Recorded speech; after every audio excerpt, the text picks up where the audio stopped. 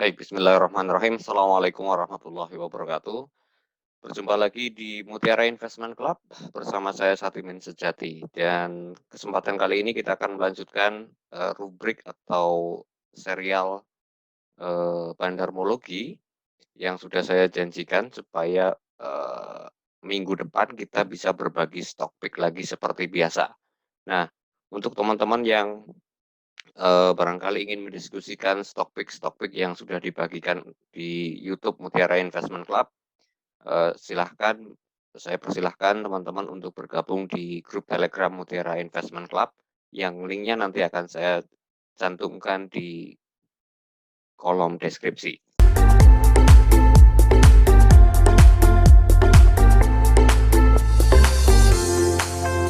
Saya akan memulai bahasan buyback saham dalam serial bandarmologi. Yang pertama, apa itu buyback saham? Buyback saham adalah tindakan pembelian kembali saham oleh perusahaan yang menerbitkan saham tersebut. Misalnya contoh yang dilakukan sekarang ada di LPPF yang kemarin kita sempat bahas, lalu kemudian ada di INTP yang akan segera berakhir proses buyback-nya. Jadi kedua emiten itu dalam kurun waktu tertentu melakukan pembelian kembali saham yang sudah beredar di publik gitu ya. Jadi saham-sahamnya kemudian dibeli kembali dan dikuasai oleh emiten tersebut. Lalu yang jadi pertanyaan biasanya adalah mengapa sebuah emiten atau perusahaan perlu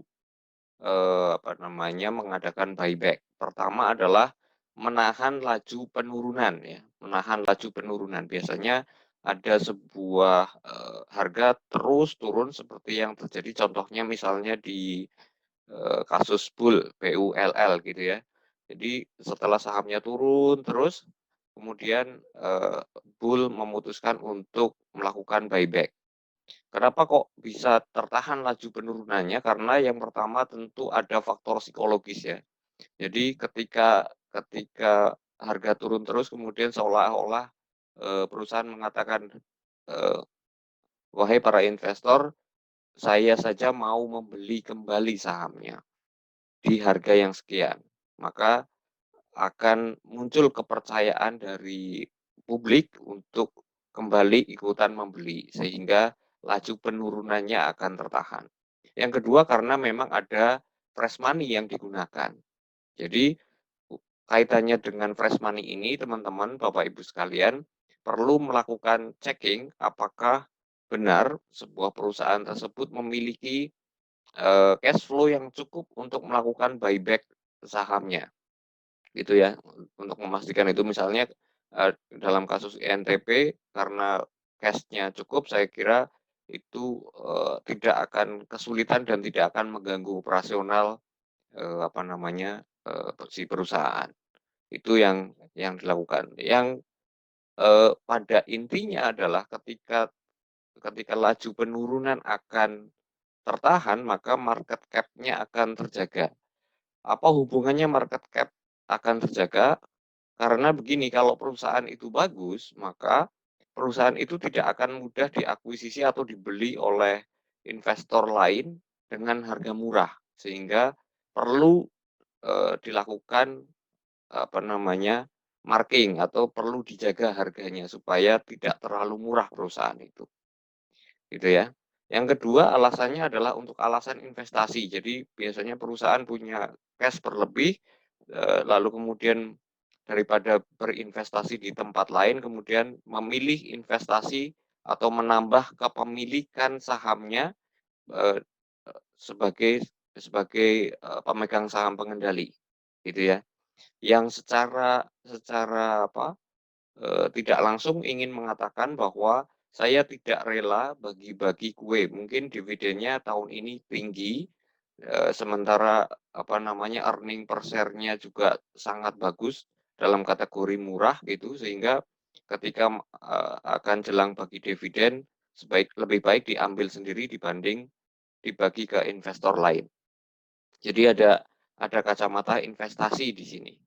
Lalu yang selanjutnya adalah memperbaiki rasio keuangan. Jadi ini, kalau nggak salah terjadi di emiten IRA, jadi setelah IRA naik tinggi kemudian memang perusahaannya untung, tapi ketika harganya sudah terlalu tinggi, harganya tinggi kemudian jumlah saham yang beredar di market itu besar sehingga angka pembaginya menjadi besar. Ketika apa namanya, sahamnya dibeli kembali, maka secara otomatis angka pembaginya menjadi kecil, sehingga rasio-rasio keuangan seperti earning per share, return on equity, return on asset, kemudian menjadi terlihat lebih bagus gitu ya. Jadi itu alasan-alasan buyback-nya. Lalu yang selanjutnya, yang ingin saya bagikan adalah skema apa yang dimungkinkan dalam melakukan buyback saham? Yang pertama ada skema tender offer. Jadi dalam melakukan buyback saham itu setidaknya dikenal dua skema. Yang pertama adalah tender offer, yang kedua adalah membeli langsung di open market ya. Jadi ini yang biasanya akan ya dua-duanya memang akan berpengaruh pada pergerakan saham. Nah, kalau tender offer ini biasanya langsung diumumkan kepada publik dan biasanya harganya akan di atas harga, market yang sedang berjalan. Jadi misalnya harga di market 1.000, tender offer 1.200 dan ini bisa menjadi sebuah opportunity bagi kita kalau misalnya kita seorang trader gitu ya. Maka secara psikologis harga biasanya akan menuju ke angka yang dimaksud, misalnya 1.200 tadi. Lalu kemudian, pembelian seperti biasa di market reguler, jadi ketika, market berjalan maka akan dibeli sesuai dengan sejumlah dana yang dialokasikan dan batas harga yang ditentukan. Itulah mekanisme atau skema yang dimungkinkan dalam, buyback saham. Lalu kemudian yang jadi pertanyaan adalah, apa namanya, berapa maksimal pembeliannya?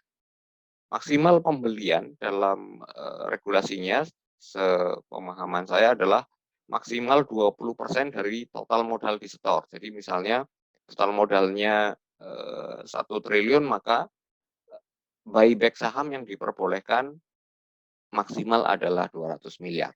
Itu contoh saja ya. Pertanyaan yang sering ditunggu-tunggu adalah, kalau saya seorang trader atau kalau saya seorang investor melihat pengumuman ada buyback saham, apa yang harus dilakukan? Nah, sebelum sampai pada intinya, saya ingin, ajak teman-teman untuk subscribe channel ini, eee, supaya memberikan dorongan motivasi untuk saya mengembangkan channel Mutiara Investment Club supaya lebih bermanfaat lagi bagi sesama. Oke, kita, eee, nanti akan masuk pada pertanyaan krusial itu. Nah, sebelum itu kita perlu menjawab pasca buyback. Pasca buyback sahamnya diapakan? Maka pasca buyback sahamnya akan disimpan ke dalam, treasury ya. Biasanya kita akan melihat di laporan keuangan biasanya ada jumlah saham treasury-nya sekarang berapa. Jika ada buyback biasanya akan akan dimasukkan ke treasury ini, gitu ya. Nah, kemudian setelah ada di treasury ini diapakan? Bisa disimpan, disimpan saja, eee, di saham treasury atau bisa suatu saat kemudian dijual kembali ke market. Jadi setelah misalnya tadi tujuannya adalah menahan laju penurunan harga, ketika harga dirasa cukup, eee, sudah kembali ke harga normalnya, seperti yang dilakukan DSNG misalnya, itu ketika turun dilakukan pembelian kembali dan kemudian setelah normal kembali kemudian, sempat dijual lagi ke market. Atau bisa juga dihapus ya, bisa juga dihapus, artinya saham yang sudah, dilakukan pembelian, kemudian semacam dalam tanda kutip "dibakar" gitu ya, dimusnahkan dari, treasury. Jadi jumlah sahamnya betul-betul berkurang, gitu ya. Jadi ada 3 kemungkinan ini. Baik, kita akan menjawab menjawab pertanyaan sejuta umat.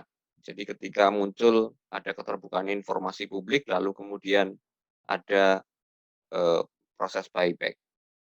Apa yang perlu diperhatikan kalau kita sebagai investor dan trader? Jadi berarti kita punya 2 mode ini setidaknya.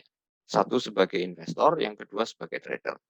Kedua-duanya menurut saya yang paling penting untuk diperhatikan adalah motif atau kepentingan dari proses buyback itu sendiri. Misalnya, kalau kepentingannya adalah untuk menahan, eee, laju penurunan harga, maka di titik itulah misalnya bull di 100 gitu ya, maka di titik itulah, eee, idealnya kita melakukan entry ya, melakukan, entry untuk, ikutan trading di sana.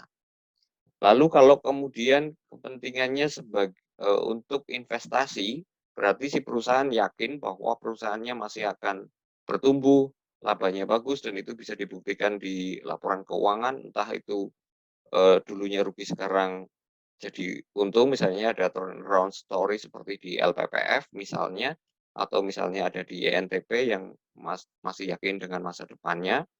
Saya kira itu juga, bagus dan sebaiknya ketika kita menjadi investor, kita ikutan beli setelah proses buyback selesai dan ikutan, eee, beli dengan cara mencicil gitu ya.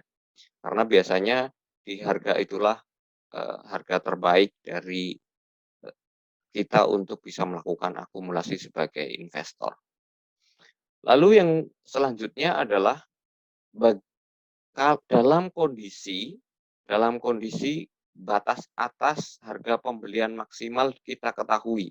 Misalnya di LPPF seperti yang sudah saya pernah bagikan di video, apa namanya, analisa Lipo Group itu, maksimal pembelian atau buyback saham LPPF kalau tidak salah saya adalah 4.700.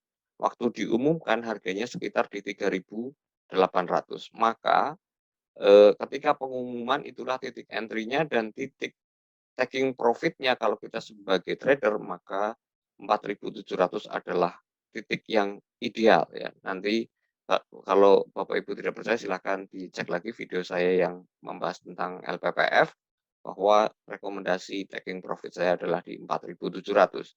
Nah, kalau kita sebagai investor bagaimana? Kalau sebagai investor boleh, melakukan pembelian di harga bottom yang kita yakini misalnya 3.700 dan kemudian hold selama progresnya masih bagus. Kita ketahui bahwa LPPF selama ini memang banyak menutup gerai, tapi juga beberapa membuka gerai baru, artinya ada perubahan-perubahan strategi, ada menciptakan ekosistem bisnis yang baru. Jadi, kemungkinan manajemen mempercayai bahwa akan ada turnaround story di sana. Jadi itu yang bisa diambil langkah-langkahnya jika batas atas harga pembelian maksimal diketahui. Pertanyaan kedua, jika tidak diketahui pembelian batas atas, harga buyback-nya atau harga maksimalnya kita tidak ketahui, kita hanya bisa menggunakan kalau kita sebagai trader, maka kita hanya bisa menggunakan price action. Jadi di mana support, di mana resisten. Jadi kalau kita melihat ada, apa namanya, potensial reversal zone atau fresh demand, eee, di barangkali kita bisa masuk dan jika, harganya kita, lihat ada di tengah-tengah tergantung gitu, saya kira lebih baik untuk kita hindari terlebih dahulu. Nah, lalu kemudian, hal terakhir yang perlu Bapak Ibu catat adalah waktu kapan dimulainya dan kapan batas akhirnya.